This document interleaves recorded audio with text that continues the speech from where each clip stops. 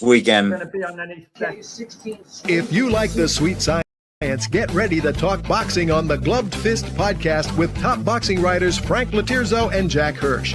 Frank, a former amateur boxer out of Philadelphia, writes for NY Fights and can be seen on the Boxing Channel. Jack, an amateur boxer who competed in the New York Golden Gloves, was a 6-term president of the Boxing Writers Association. And now, here's Frank Latirzo and Jack Hirsch.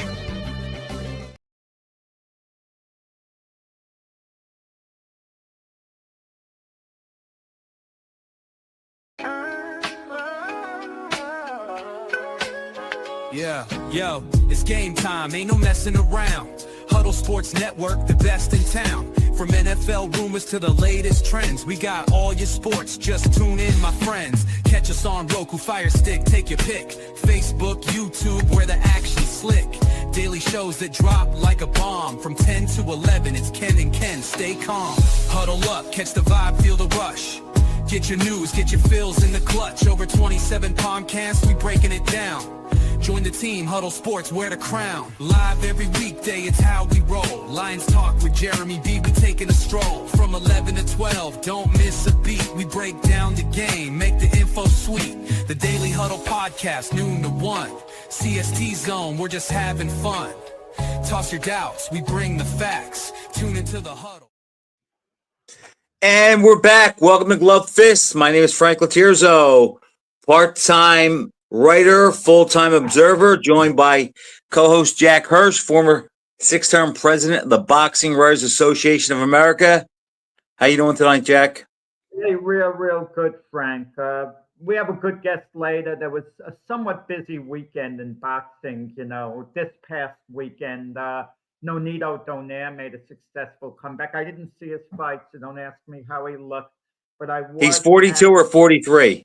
42 years old. I saw him at the Boxing Writers Association of America's yearly banquet at the end of April, and he looked good. He looked good. Should he be coming back to the ring? I never like to see these comebacks, Frank, because we discussed this in the past show. Even if you're successful in the ring, punches take its toll. I mean, if you're extending your career, and it usually doesn't end well. I mean, I remember Ray Mancini, when he lost to Greg Hagen in a comeback, he said, I thought I was going to be one of the few. Instead, I turned out to be one of many. To come back at beat. And I think prime for prime, he would have beat the heck out of Hagen. Okay, prime for prime. I'm not sure about that. It would have been a good fight. It certainly wouldn't have been one-sided. No way, and absolutely no way one-sided. But that's a debatable. All right. What one-sided? No, Jack. I just think Mancini would have won a majority of the rounds. He wanted to stop them. No, it would have been a close fight had Mancini won. He wouldn't have dominated. He wouldn't have won 9-10 rounds. Like I could tell you, Floyd Mayweather would have beaten Mancini 100 times in a row if they fought, and the closest any of the fights would have been in 8 rounds to 4. Mayweather having an off night, But Vinny Paz beat Haugen at lightweight, and Bray was a better lightweight than Paz. It was a disputed decision. The first fight, it could have gone either way. Hagen won the second fight overwhelmingly, and Paz did outbox him in the rubber match. And listen, rubber match is at a higher weight, though, right? I'm not sure Mancini beats Paz. I would give him maybe a little edge because he's technically maybe a little better, a little steadier. But it's a fight that could have gone either I think way. He's more fit, Jack, and busier. Yeah. Mancini, up until that first Bramble fight, he was a handful at lightweight. Yeah, I mean, but he picked his spot, Ray, too. But I do have to give him his due. He fought a very close fight. He could have gotten a decision. It could have gone either way with Hector Camacho, even though Camacho maybe wasn't the fighter he was in his prime. He certainly wasn't. Neither was Mancini. So when the two of them were past their peak, Mancini basically fought him to a standstill, even though Camacho got the split decision. Who do you think won the Mancini-Bramble rematch? I think Bramble won it, but Mancini won the last 3 rounds. it's one of those fights where Mancini tightened it up. Like Bramble would be up 8 rounds to 4, and then Mancini closed the gap. But it was just the type of gap where, too little, too late, even though he made it very close. Like in the rubber match with Griffith and Benvenuti. Griffith won the last 3 rounds, but probably lost that fight 8 rounds to 7. Zab Judah, Danny Garcia. Garcia's up 7 rounds to 2. Judah wins the last 3 rounds, looks good. It does. You know- That influences it. And Jack, I can't be objective because I was a huge Ray Mancini guy. So I will say right off the bat, the night of the fight with Bramble, I thought Mancini won, but I was rooting for him, so that could have gotten away. And since it was close. Yeah, let me talk. I was ringside, speaking of lightweights, at Madison and junior welterweights. I was at Madison Square Garden this past weekend to see Richardson Hitchens successfully defend his IBF junior welterweight title. I never know what to call it, Frank. Help me out. Do I call it super lightweight or junior welterweight? I call it junior welterweight. I call it junior welterweight a lot of times, but should I finally give in? I don't want to, because if we call it super lightweight, we're diminishing the lightweight division, which is arguably the third most important division in boxing history. Heavyweight's number 1. I don't know whether you agree. Middleweight's number 2.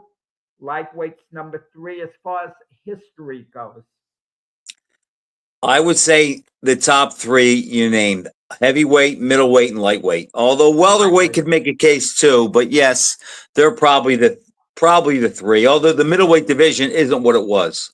I mean, some people make a case for light heavyweight. They'll point out, the fighters who weren't light heavyweight champions: Sam Langford, Ezra Charles, Gene Tunney. Then, you have Archie Moore, Bob Foster, Michael Spinks. And now you have a couple of pretty good lightweights, in Bival and Beterbiev.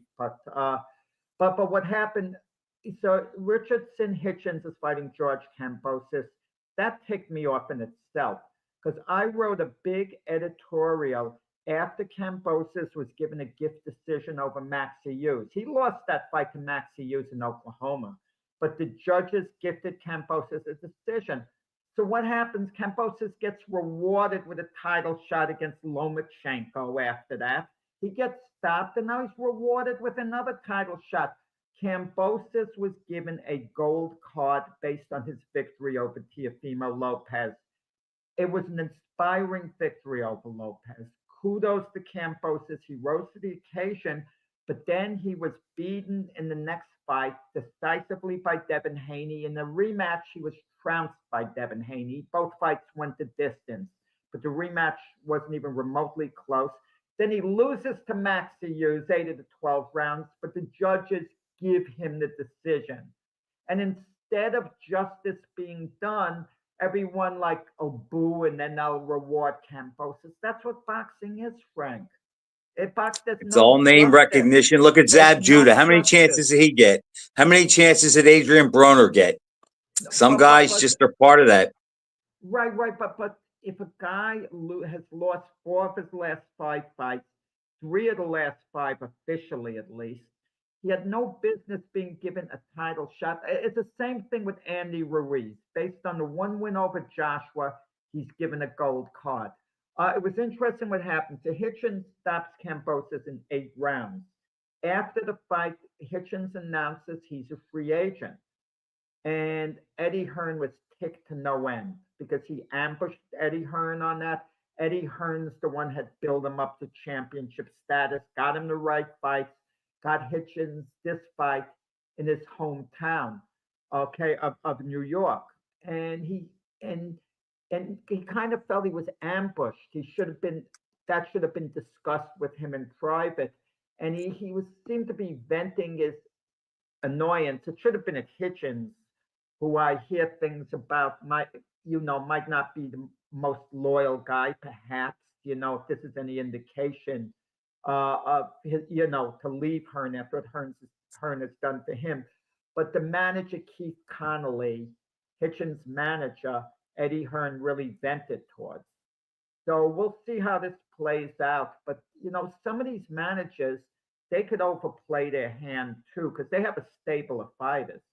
And what was interesting, so Teofimo Lopez comes in the ring after the fight, and they're trying to provoke Hitchens to challenge Teofimo, Chris Mannix on the zone. And Hitchens doesn't seem to be mad at Teofimo. They're like smiling.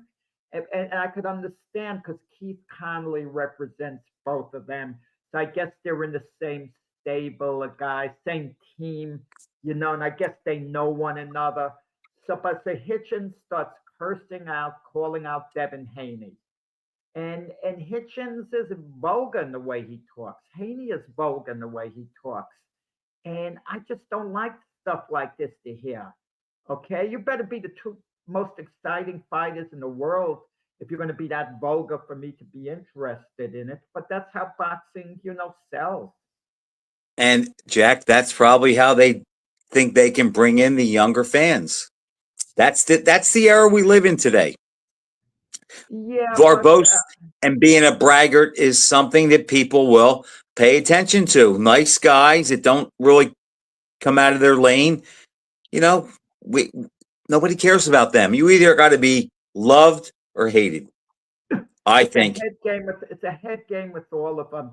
We're talking about Vinny Pazienza Paz, we call him. He shortened his name, Vinny Paz. And remember the hatred. Paz still hates Greg Hagen, even though Greg Hagen passed away. He still wants to fight him. And Hagen's not alive, at least this earth right here. And he also hates Dana Rosenblatt. And when I was with Paz, when he got inducted in the Atlantic City Boxing Hall of Fame, I was talking with him off on the side. And I said, Paz, if I was ever a fighter and I was a potential opponent of yours, I'd know how to get inside your head perfectly. And he was really interested. He wanted to hear it. I'd say, Vinny is my idol. I mean, I hope I could be half the champion Vinny is. Vinny's the A side. That's how you disarm him. And Vinny said, you know exactly how to deal with me. That would be perfect. That would throw me off my game. And I said, no, because you run on emotion. That's the mistake Dana Rosenblatt mentioned. I would have said, no, this is Vinny's town. If they're seats there, I want to ask Vinny, is it okay? I even sit down. And then I'd even say, when the bell rings, I'm not sure what to do. Should I try to hit Vinny in the face to ask for his autograph? I might freeze. That's my concern because I'm in awe of this guy. I got to be careful not to freeze. And I'm giving it away. So Vinny might jump on me in a few seconds because I'm such a fan of his. Jack, it's funny because I kind of work the same way. I can deal with confrontation. If you want to really disarm me, be nice to me. I have no defense for that. And and Paz is a fighter like that. And and there have been a lot of big name fighters that are like that. And other guys feed off of the chaos and the emotion.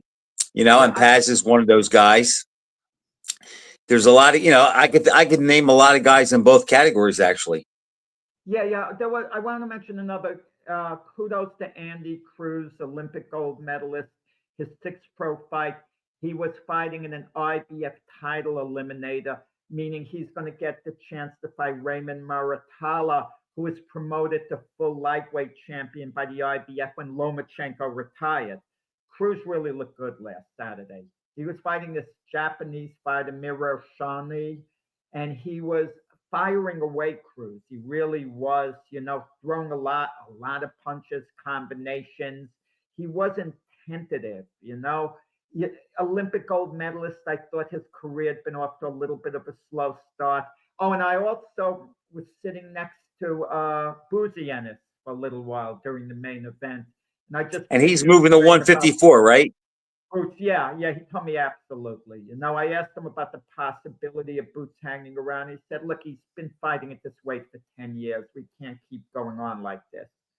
So he's moving up to 154. And what's at 154 for Boots, you think? Yeah, immediately. The main fight is Virgil Ortiz.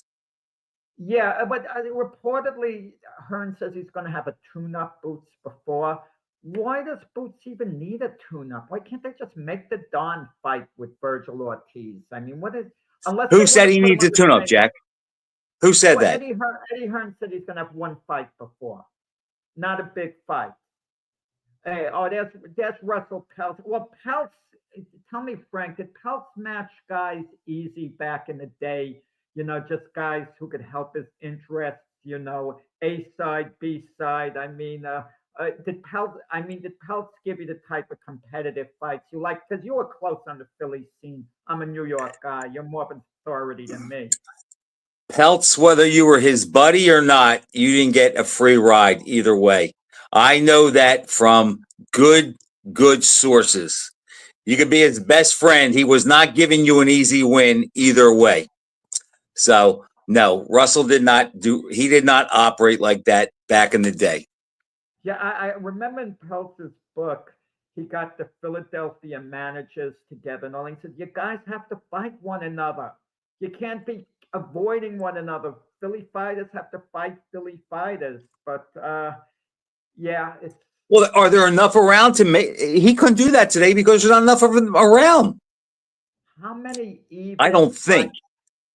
I'm not close to the scene anymore like that, but I don't think there would be enough where like you could have 8,000 people to Spectrum for, a West Philly versus North Philly fight. whatever went wrong with the spectrum. I mean, Philadelphia, I can't say it's still a fight town. I mean, I wouldn't know. The because a casinos lot- changed it all, Jack. The casinos but- changed the local Philly fight scene. Okay, Comment on that, Russell, right? Michael Spinks fought most of his title fights in Atlantic City. But the casinos came on in 78 and Michael Spinks turned pro in 77. So he was at the tail end of that. I know Spinks fought to Spectrum a couple times, but he made his name in Atlantic City mostly. And remember, he sat back for a while fighting on, with Leon when Leon got the shot at Ali and so forth. So he kind of put his career on hold for a little bit.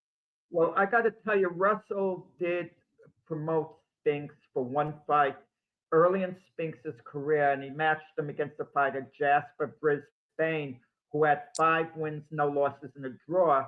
They don't make fights like that, these days anymore. I mean, whenever there's a prospect, they don't put him in tough for the most part. But I think Michael Spinks debuted against, who did he debut against? Ray Elson? No, Ray Elson, he stopped in 1 round. I'm having a brain cramp here, Frank, with this tape. It was a 1-round knockout. He was given a gimme, and the Elson fight was in 78 that he stopped him in a round. Okay, so he had to have 4 or 5 fights by then. That might have been his first national TV fight. I'm trying to think because I think that was on a big undercard. That might have been like a Leon Ledoux fight or one of those fights, but I think that was his first main event on TV. Right. He did fight on the undercard of Leon when he fought a draw with Scott Ledoux, in that fight too.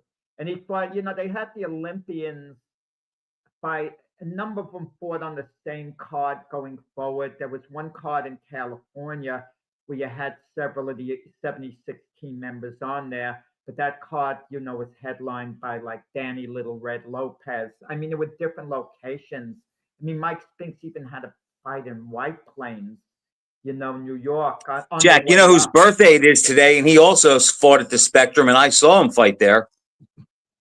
You know whose birthday it is? No. Well, most people would say he's the greatest fighter alive today. Does that help you? Yeah, well, that's a matter of opinion who the greatest fighter alive today I think it is a matter of opinion, but I think this guy would be the consensus. Larry Holmes? No. Not Money Mayweather. No. Money Mayweather didn't fight in the Spectrum. Larry Holmes didn't fight in the Spectrum. Okay, so that makes it a little bit easier. This guy defended his title to Spectrum. Fought in the Spectrum. Defended his title in one of his last title fights and went the distance. Defended his title in the Spectrum. Defending- Saturday afternoon. Matthew Sad Muhammad. Russell's spinning right now if he's watching. Russell's probably laughing at me. Just give me the answer before. Roberto Duran Oh, yes, against Edwin Virouette. Yeah. against Okay. Virouette. We want to welcome on Steve Canton now, who you know well, Frank, of course, and you'll shed light on that. Hello, Steve. How are you? Very good, Frank and Jack. Good to see you guys at my age. Good Long to see time no see. Next time I'm in Florida, I'm going to get down there. I just haven't been there for a couple of years. I'll be looking forward to seeing you again. We had a great time when you were here last time. And certainly when Jack was here, we had a fabulous day that day. Oh, that was a memorable day. And Steve is on location. I could see, at the gym, Florida Boxing Hall of Fame. We see the plaques, the gloves in the back. Now, Steve, this weekend you're having your induction ceremonies. Your new class of Florida Boxing Hall of Fame is getting in. That is correct. I'm in Fort Myers right now. I'm in the museum where you've been yourself. Both of you have been here. And the kids are out there training in the gym. I'm in the air-conditioned museum. Feels pretty good.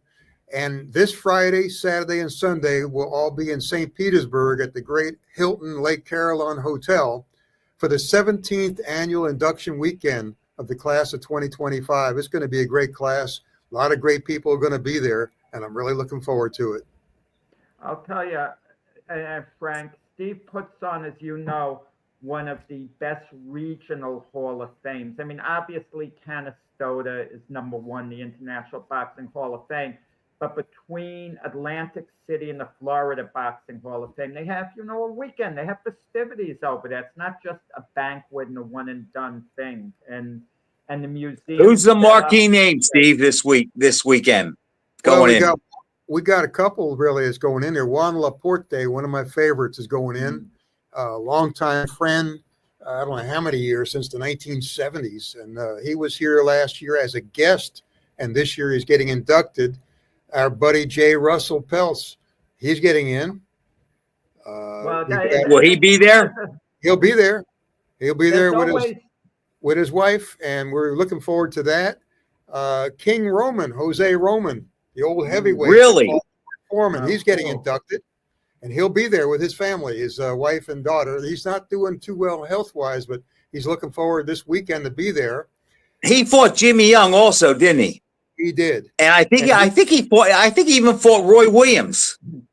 I think he did. Roy Williams was some puncher back in the day. People today don't even know that name, but he was a tough fighter.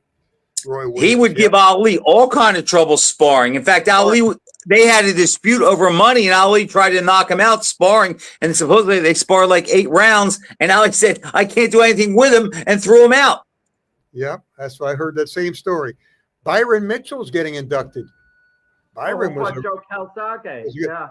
And then you got Lee Sala, a name from the past, posthumously is getting inducted. He'll have family members there. Charles Whitaker, Timur Ibragimov is getting inducted. Who actually held a piece of the title for a while, right? Nice. There you go. Freddie Delgado, name from a few years back. And Laura Lady Ramsey is getting inducted. We've got actually 20 inductees, and it's a very, very good class. Billy Calogero is getting in. For an observer or a broadcaster? Getting in there as a media person. Yeah. So it's Why can't you hold it, Steve, in the winter? I'm in Florida close to 5 months. I'd love to make it. When I come back to New York, you're holding it. Yeah, what we do is January, the first Saturday in January is the announcement ceremony, which you came to last time. We have it here in Fort Myers. We have a big turnout normally. We have a fun day. We have the local restaurant, Mel's Diner, with their grill master serving free hot dogs and hamburgers to everybody. We got the kids working out and training. And then we have the ceremony announcing it. That's just a fun day. Then we go to a great meal at a big restaurant afterwards. That's the January event. And then 6 months later, in June, 3rd weekend of the month, we go up to the Tampa St. Pete area. And this is our 4th year at the Hilton in St. Petersburg, which is the best hotel we've ever been at. 9,200 square foot room, totally renovated, beautiful people that work there. and just a great, great hotel. So we're looking forward to a fabulous, fabulous weekend. You know, he mentioned, and Frank could comment on this, the class of inductees. With a little luck, you think how their fortunes would have changed. Juan Laporte, there are people who feel he beat Julio Cesar Chavez. Imagine Laporte got the decision, and he could have easily gotten the decision. We might be talking about him, going to Canastota, considering what Chavez did after, had he gotten the decision. And I think Laporte deserves to be in Canastota if you look at his resume and record. And in the He question, fought everybody. He knocked out my buddy Rocky Lockridge. yes, he did. And he had that foul fest with Pedrosa. With Pedrosa. Pedrosa had foul fest with everybody. He was a street fighter, not a boxer. Then you had that Wilfredo Gomez fight that Laporte fought. The Chavez fight, like you said. He went to distance with the Australian guy, Costa Zoo. Laporte was never stopped, right, Steve? No, it never stopped. He fought all the guys, and throughout the years, never asked any questions, just went to work, did his job. He, to me, is a definite Hall of Famer. And when you look at his resume and you stack it up with some of the others that are in there that are questionable, Laporte deserves it. Well, Jack doesn't like to talk about that, but there's a lot of guys in there that are questionable. Laporte should be in there before Vinny Paz. Actually, should be before many other guys. There's so many names that don't. There's so many missing that should be. So that's just another topic that we could talk about. But yes. Yeah, I also think how boxing history would have been affected if we had a little bit of an overzealous referee, which we have a lot of the time anyway, when Joe King Roman fought Foreman, and Foreman hit him when he was down. Yes. Clearly hit him when he was There's down. clear-cut evidence that he was on the floor when he got hit, which technically could have been disqualified, and Roman could have been the heavyweight champion on that. Possibly, it could be, depending, as you said, depending on the referee. But, you talk about history. The great sport of boxing with now 12-round fights. What if there were 12-round fights in the old days? Look at how history changes. You don't have Marciano beating Walcott. You have him outpointed in 12 rounds. You don't have Billy Gunn. But Steve, the thing I would say it needs to be like it used to be, not like it is today. That's the point. Steve, my argument with that would be, and you know this as well as I do, that if Marciano only had 12 rounds, he picks it up sooner. If Ray Leonard only had 12 rounds with Hearns, I think he picks it up sooner. So I'm not sure you can take a fight and either subtract 3 rounds or add 3 to it, because I think it would have changed how the fighters fought. I think there's a yes and no there, because you might say mentally he's going to pick it up sooner, but physically he wasn't able to. He was getting outpointed because the other guy was fresher. So you can argue back and forth, but it's irrelevant in a sense, because you look at the whole situation, the sport's changed because of the rules and not for the better, in my opinion. It was so much more exciting in the old days when you had the championship rounds, when you had the same day weigh-ins. You didn't have all these things going on. These are some of the things we're going to be discussing this weekend. We have a roundtable discussion as part of the Hall of Fame, Florida Hall of Fame weekend each year. This will be our 3rd year roundtable discussion. We've got to have some people that will discuss many topics that's controversial with audience participation. And that's a fun part of the induction weekend. Yeah, one of the things I just want to comment with the 12 and 15 round fights, okay? I'm finishing up the book. It's going to be out before the year's out on Michael Spinks. I'm his biographer. And I've studied all the, the films, the videos. I saw his fights originally. The Eddie Davis fight, even though 2 of the judges gave it to Michael by a lopsided margin, it was a close fight. But it was his only title defense that was scheduled for 12 rounds. And in round 12, Davis was tired. Spinks was completely dominating. So had it been a 15-round fight, the way you like 15-round fights, either he would have stopped Davis, or Davis would have been less aggressive and would have been conserving his energy during the prior rounds. So it does make a difference, but I understand where Frank is coming from completely, but I'm not sure certain fights like Marciano Walcott could it have been any different, even if Rocky picked it up? Because I think Rocky was trying to pick it up all fight with Walcott. You know, I don't think he was holding back at any point. I don't know what Frank. You know what the worst thing that happened to Walcott in that fight was knocking Marciano down in the first round. Because Walcott chased. I've watched that fight several times, and Walcott felt he was one punch away from stopping Marciano for the whole fight. And instead of boxing, he looked for that one shot. He looked for that one counter shot. But if you watch the fight, whenever Walcott moved and boxed, as much as I love Rocky, he had him befuddled, but then he would stop and he would go to the ropes and he'd look for that one counter shot.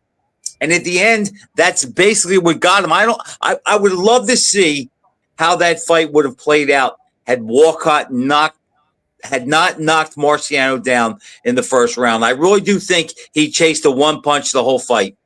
Yeah, I want to mention something because I'll kick myself if I forget to talk about it, and I want Steve to actually talk about it. Steve, you know, they came out with a great documentary that I had the pleasure of seeing when I was at his gym.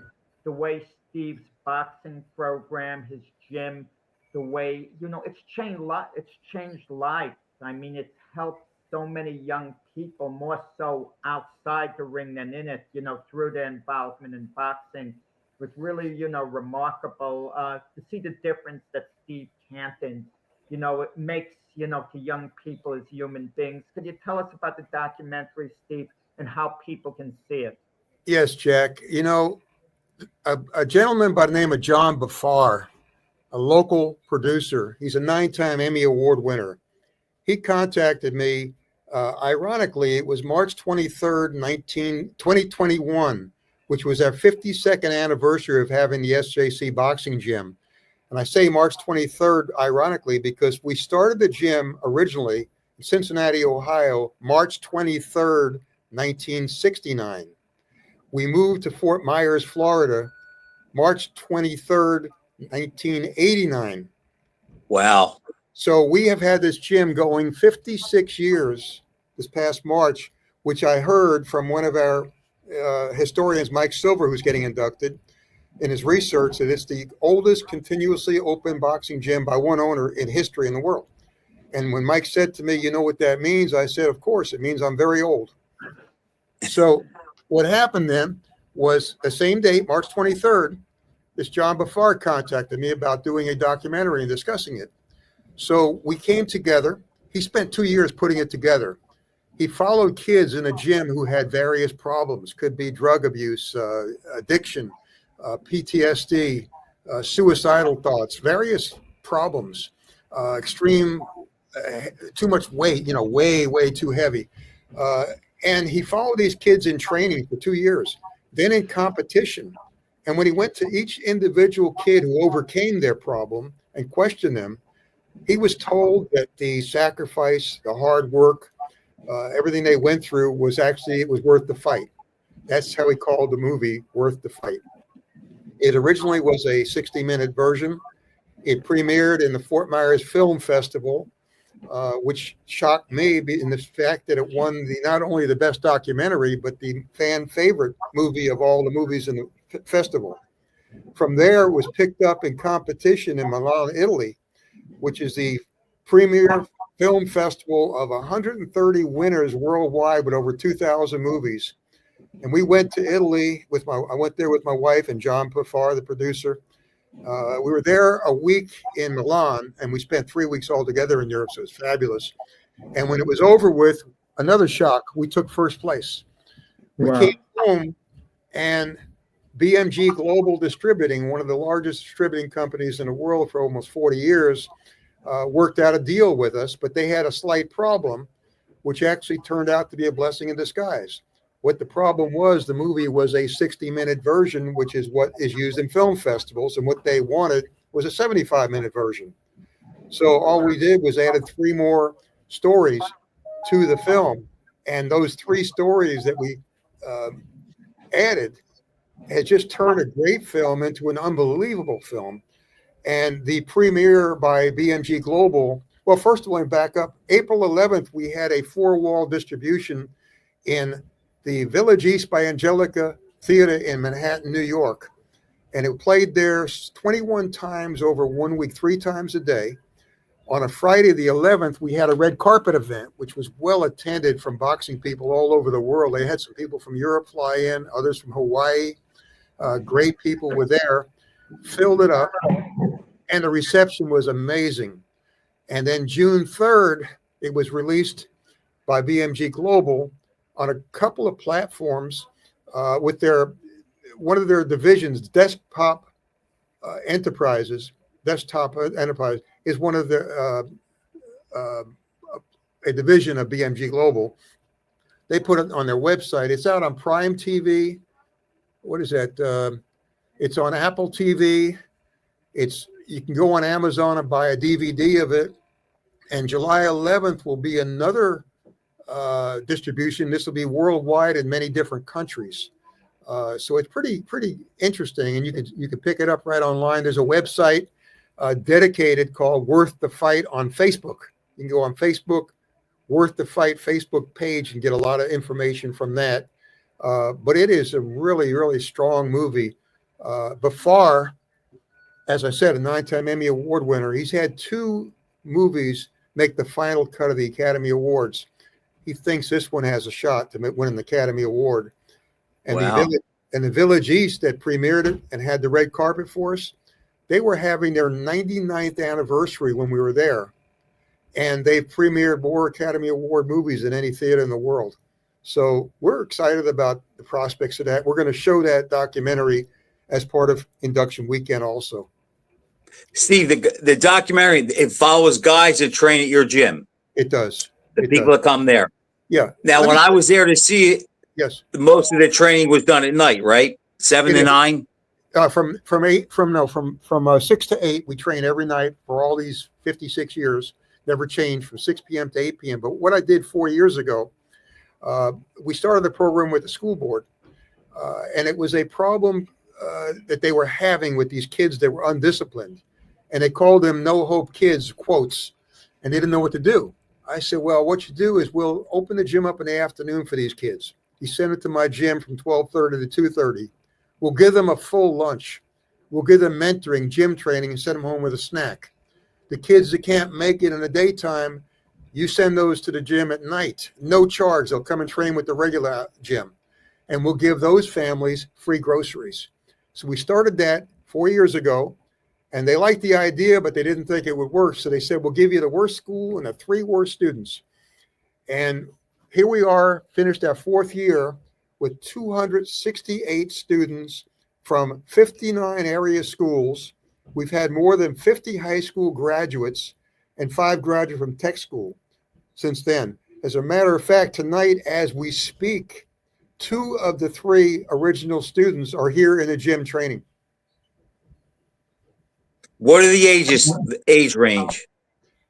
8 all the way up to old. And the school kids, it doesn't matter. We take them all. Anyone age 8 and over. Have any of them fought amateur, Steve, or have any desire to do that? Yes, several of these kids, and it's in the documentary movie itself that people will see. Several of the kids started liking boxing. They were discipline problems. Their grades improved. They graduate from school. Their behavior improved. The discipline was just amazing. And then some of them really liked the sport, and they asked, can I come afternoon and night? They come in twice a day, day and night training. And then we've had, for example, we had 3 kids from the program. We took to the state championship in Jacksonville about 2 months ago. There was a couple of 100 people in the tournament. Our 3 kids were the least experienced of the whole tournament. All 3 came back with gold medals, 15-year-olds and 16-year-olds. So Fighting as open class amateurs? No, they were all in the novice, but they were brand new Novice? kids. Okay. Yeah, they had been in the gym like a matter That's of a couple still an of months. accomplishment. Oh yeah, they were in the gym a couple of months, and these kids, some of them they fought had been there, for a long time, just hadn't had fights. And Yeah, they Steve, all 3 won gold medals. when I visited the gym, I noticed unfortunately, I should have really talked with him. I was busy talking with you. Freeman Barr was there. You used Yes. to manage and train Freeman Barr. And for a long time, Freeman Barr was the WBO's #1 super middleweight contender. Correct me if I'm wrong. And never quite got the shot at Joe Calzaghe. Okay. And eventually he lost, Freeman, and it just didn't quite work out at the very end. But he did make his mark. Tell us a little about, Yeah, what Freeman happened with Barr. Freeman Barr? I'll tell you this honestly about Freeman because the public is not aware. I read the book, Steve. I know what you think about him. Yeah, I started Aaron Pryor off as a 15-year. I was there in the beginning of Aaron Pryor. I worked with Emmanuel Stewart with his fighters in the Kronk. Freeman Barr is the best fighter I ever worked with. Now, when he first turned pro, he had 9 amateur fights. He turned pro with a 6-rounder, not a 4-rounder. He had a couple of 6-round fights and then started fighting 12-round title fights, no 8s or 10s, okay? At that point of his time, I was told by Don King himself, Angelo Dundee himself, and Emmanuel Stewart, all separately, told me that he was the best middleweight in the world, bar no questions at all. All 3 told me that separately, okay? At that point, not only was he not losing fights, he wasn't losing rounds of fights, okay? Now, he became mandatory for Joe Calzaghe at 160 pounds for 25 months. The rules say 9 months. They were supposed to announce that fight, and they came to see, when they saw him fight, they weren't going to make the fight because they thought that they weren't going to lose. They were going to lose their cash cow. They fought this black, unknown Bahamian Freeman Barr. So he didn't get the title fight. But there's a couple of things happened in between, and you read the book, as you said, Frank. During the time he was ready to fight Calzaghe, he was at his peak. He was phenomenal at that point. I mean, I'll just be honest. I've been in the sport, as you know, all these years. I've seen all these fighters. He was the best I ever saw at that point, who I worked with. But he developed this lung disease called sarcoidosis that no one knew about.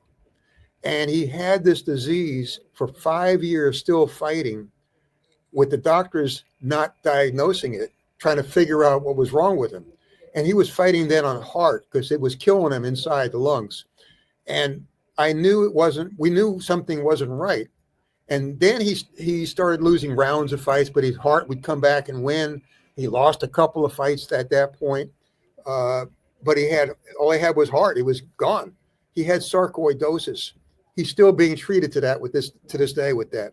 So basically, we were 21 years together, and until he got it, he was a phenomenal fighter without the opportunity with the big fight. And then when he got a couple of good, decent fights, he had the disease sarcoidosis, and he ended his career. Now, he's been coming in here 2 to 3 times a week all these years later since he retired in 2010, and he works with the kids, and he helps the kids. He's a very humble, nice person, never a braggart, never nasty guy, ever. He's always been a real straight shooter. But it gives me pleasure because I could hear him tell a kid the exact same words I told him 30 years ago. He's telling the kid today that. And it's a good feeling. But I'll tell you, he was that good at one point. He just didn't get the chance. Yeah, now you mentioned the Crown Gym. You were very close with Emmanuel Stewart. I miss Emmanuel every day. It kills me that he's gone. I knew Emmanuel when he worked for the electric company in Detroit. He was 2 years older than me. He was born July 7. I was born July 11. For probably 30 of the 40 plus years we were close, he never didn't call me on my birthday, even if he's in Europe, and I never didn't call him on his birthday. When I started the Cincinnati gym, SJC, in '69, Emmanuel started the Kronk gym in '71, 2 years later. And at that point, we were back and forth constantly. It was a 5-hour drive between Cincinnati and Detroit. We were back and forth constantly. I was in Texas for 3 years. Emmanuel came down there in Austin when I was there for 3 years. When I came to Fort Myers, he was back and forth here. I was up to Detroit a few times. We were very close in many ways. He was just a special person. When he had that colon cancer that took his life in 2012, he called me up to say goodbye and made me promise not to tell anybody. it hurt bad. I couldn't say a word, but he didn't want the commotion. He didn't want the tributes. He didn't want all the stuff around going on. He said, when a day comes, I will quietly go, and that's it. And when he passed away, it was on a Friday, and I put 2 pictures of him above my desk here in the gym. And I spent the weekend trying to remember when we took the pictures, and I found it was in Panama in 2001. And as you know, when you were here, Jack, I think I mentioned to you and probably Frank the same thing. When I come in a gym every night, I look at those 2 pictures and miss him. And every night I turn the lights out. I look at the 3-roped ring that I remember this. That I recreated the scene from when I started boxing in 1957 in New York. That's exactly how the ring was set up. That's the last thing I look at. I showed you the picture, both of you, of when Emmanuel was 18 years old, winning the national championship. And I was 18 years old when I won inter service, and we were standing in the same exact position. And a couple of years later, we met and became close friends. And it's hard. I miss him. I miss him a lot. And it's getting worse because as I'm getting near my end, more and more friends are going every day. And, you know, just on Hall of Fame weekend, for example, I putting the program together, working on that. We do a 10 count for all of the people that we lost since the last get together. So 2 weeks ago, I sent my 10 count list in to be set up in print. And I said, I hope there's no more. Well, a couple of days later, I sent another one. Then I sent another one. Well, I had to send 4 names just in the last 2 weeks to add to that list. And these are people I've known for years, and it's just hard. So, yeah, certain people make a certain impression. Resonate. Yeah, and right. Emmanuel was one of them. And he, you know, it's tough. Yeah. Who would you, if you asked him, Steve? Who do you think was Hearns' his favorite fighter? That was his. I know Helmer Kenny was his first champion. Helmer was the first champion by 6 months. Tommy, right. He was like a father to. He had Tommy since he's 12 years old. The one that he thought was his best fighter was Bernard Mays, super bad, who turned. I remember that. You did. He turned into an alcoholic, destroyed it, and he died young. So Tommy was like Emmanuel's son, and he loved him. The best he thought was Bernard Mays, and Helmer was his first champion. Yes. So. And what about Ricky Womack? You know, he lost in the Olympic trials to Van. Another one that was a great one was Womack. Straight went on the wrong path, even though the same thing. Yep. Yeah, he boxing didn't straighten him out. Normally, boxing is going to straighten out, you know, a young man, a fighter. But there are the occasions when even boxing doesn't do it for him. Even the discipline of being in the gym, the family-like type of atmosphere, being in the gym, it doesn't. Well, sometimes the success, Jack, gets him in the wrong crowd too, and I think that was part of it with Ricky Womack too. That happened to Ricky. I think boxing straightened them out initially. Then the success put him in, as Frank said, the success put him in with the wrong people again, and they influenced him. And then he stopped training, coming around, and living the high life, and then going downhill from and there. You know, Steve, you know that's who Evander Holyfield made his name off of. Exactly, because they fought in the box off. The wars they in had, 84, yep. And Womack was seated higher than Holyfield, and they fought on Friday night, and Holyfield upset him, and then he had to fight him again on Saturday, and he beat him again. Because I remember thinking when Holyfield won the first fight, because I knew about Womack more than I did Holyfield, and I remember thinking, boy, this is going to be something. How Holyfield's going to beat this guy 2 times in a row, I don't know. And then Holyfield did. We knew who he was, and then what happened to him in the Olympics kind of put his name in the spotlight, and then he ended up living up to the hype. Yes, and it's exactly that's the way it was. Great fighters in the old days that are gone. We lost through discipline, as you know. Look at the Ayala brothers. You had Mike Ayala. Look what discipline did to him. I meant to talk about Aaron Pryor.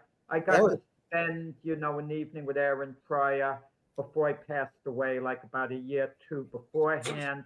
Very humble, nice man, heart of gold. You know, his problem wasn't being a criminal at all. You know, he was his own worst enemy. You know, he did things to himself. where did Aaron Pryor lose his way? Because you think with the fortune of money he could have made, what exactly went wrong there? Some people might say he's an all-time great as it is, but he definitely would have been an all-time great had he not, had these demons. Yeah, the drugs got Aaron big time. The Cincinnati streets got him. A lot of kids in Cincinnati did. There's another kid that started with me too back as a 12-year-old named Tommy Ayers. You may remember. Remember him, welterweight. He made the 80 Olympic team as an alternate to Robert Shannon, who he lost to in the trials, and he made it as an alternate. And then we boycotted that year. Tommy worked his way up to number 1 undefeated welterweight until Marlon Starlin gave him his first loss on a close decision, 12 rounds for the USBA title. And then Tommy was ranked number 1 to fight Mark Breland. And at that point, he got big time onto the drugs, and the drugs destroyed his career. The streets of Cincinnati, it just. And Steve, that was the 80s. That was the 80s when cocaine was really prevalent and took its toll on a lot of athletes, not just fighters. Look at Tony Tubbs in the same gym with me. Look at Michael Cokes in Akron at the same time with the cocaine. It was big time at that era, and it's rough. So many great fighters went down the tube. People don't even know about them because of the What's drugs. the most heartbreaking thing you've experienced in boxing or witnessed? Or does anything come to mind in particular? Is it a series of things? It's just hard to say the most heartbreaking because to me, in a way, it might have been Freeman Barr's career because as great as he was, if he would have had an opportunity before he got sick, I think the whole sporting history would have been different at this point in his weight classes. And that's heartbreaking to me because he's a kid that didn't deserve that. He was one that went straight. This kid was born in the Bahamas, never saw electricity till he moved to Nassau from Andros Island when he was 16 years old. And then he called me up a couple of years later and said, I want to be a world champion. I want you to train me. But he only had 9 amateur fights. So he moved over here to Florida. And the first time I saw him, he was just a straight ahead guy who would walk through bombs with no defense to land his bombs. And I said, you got a short, exciting career. So I would teach him different things. And what we did is when we turned pro, he was the only top 10 contender at the time who had not had a first round knockout, at least one on his record, although he's a good puncher back then. It's because I didn't put him in with anyone that was a pushover. What I did is because of his limited amateur background, we would pick a different kind of fighter for each fight. And he started out, like I said, a 6-rounders and fighting 12-rounders, but I put him in with a fancy boxer. Then I put him in with a counter puncher. Then I put him in with a short, aggressive swarmer. Then I put him in with a big power puncher. And what we would do is we would go in a gym and work on that particular style of fight. So he was well-rounded and could do anything. And then we put him in with a southpaw.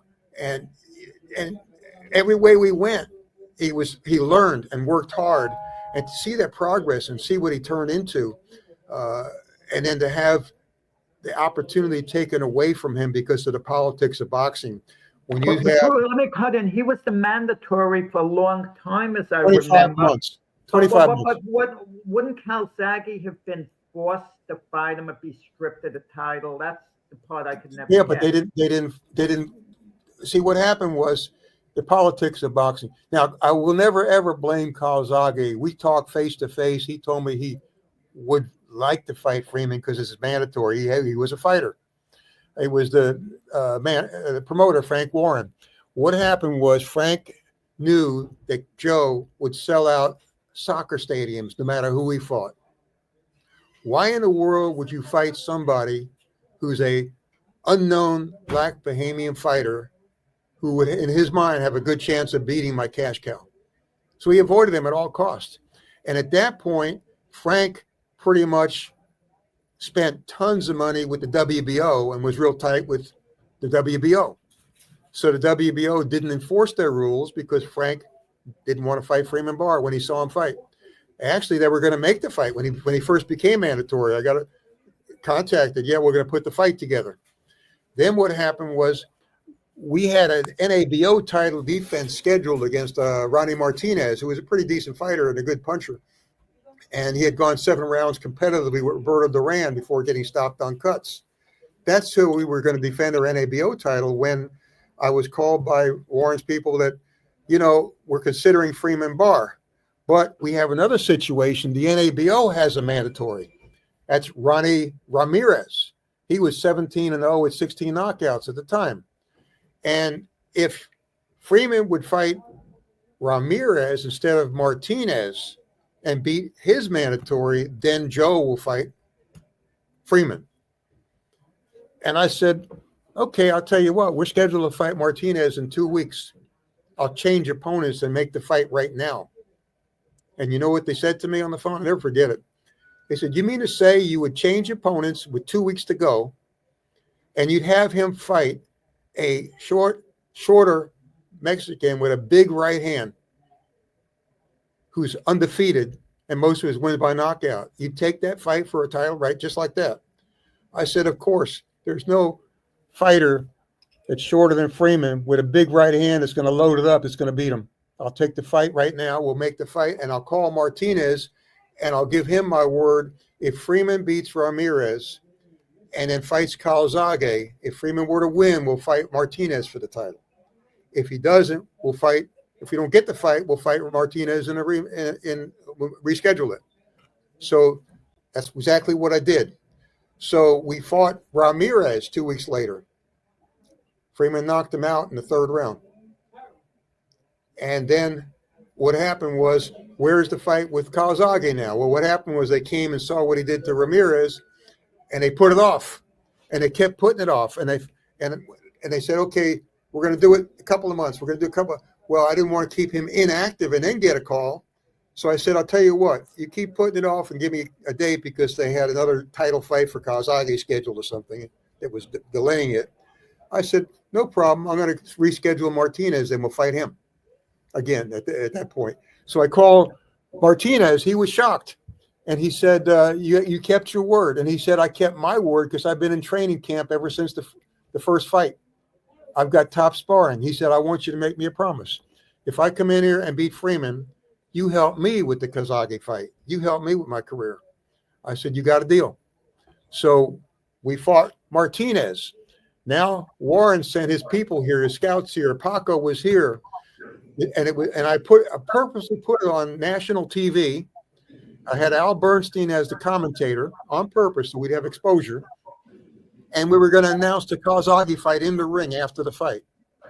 Well, what happened was, as soon as they saw Freeman take Martinez apart in the 36 seconds of round 4, he took Martinez apart. As soon as they saw that, no way will they ever fight Freeman Barr. So the fight was not announced at ringside. It was put off and put off several more times. And then we threatened lawsuits, and it went back and forth, and we questioned the WBO, and it went back and forth. I was at Canastota. We had 36 names, which you got in the book that you saw signed by boxing people. We even had Jose Chegui Torres. We got about 1 more minute, Steve, to wrap up, and then stay on because our producer wants to say hello to you. So don't leave, okay. Shut off. But we have about a minute. Yeah, so we had Torres call, and they couldn't put the fight together. And then the time went by. Then they put this fight with the Russian guy, and he had sarcoidosis by then, and he was sick. And then it was towards the end. Yep. Steve, I got a real quick question for you. Do you watch boxing today? No, I don't. I have trouble, Frank, listening to the fighters with their foul mouth talk. They can't fight compared to the old style to me, and people talking how great they are. I don't like watching it. I don't enjoy it. I don't know much about it. Sadly. Steve, I could imagine you, Laterzo, and Pelt sitting down, having a drink and trashing the modern guys and talking about the good old days, the three of you. I'm a little more modern, but I'm not saying the guys today are better than the old timers. But there's some all-time greats fighting today. Yeah. Not many, but a few. Not many, yeah. Steve. But it's hard to gauge them, Frank. You know why? Because if you're fighting a guy who's not so good, how do you know that he's an all-time great? You're right. You're right. Because, in other words, I don't think a fighter It's a low bar. who could be an all-time great has that opportunity. We got to There's wrap no other up. all-time greats Steve, against him. good luck with the Florida Hall of Fame this weekend coming up. It's Absolutely, gonna be a great Steve. event like Thank you. It was great to have you on. Stay on when we go off the air, Steve. It was Okay. great having you on, Steve. Seeing you. I look forward to seeing you soon. Thank you. My pleasure. Appreciate you guys. You guys are the best.